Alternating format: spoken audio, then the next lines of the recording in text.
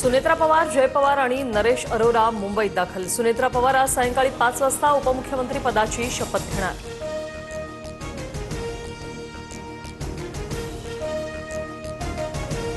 आज दुपारी 2 वाजता विधान भवनात राष्ट्रवादीच्या आमदारांची बैठक। सुनेत्रा पवारांची विधिमंडळ गटनेतेपदी निवड होणार। त्यानंतर राज्यपालांना पत्र पाठवलं जाणार।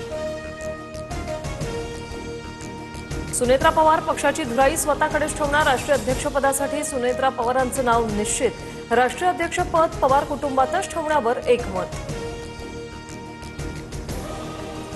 अजित पवारांच्या जागी उपमुख्यमंत्री पदाचा निर्णय राष्ट्रवादीला करायचा आहे। भाजप म्हणून राष्ट्रवादीच्या निर्णयाला पाठिंबा।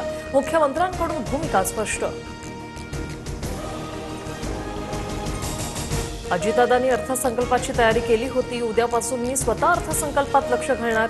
अर्थसंकल्पाचं उर्वरित काम पाहणार। काल मुख्यमंत्री फडणवीसांची प्रतिक्रिया।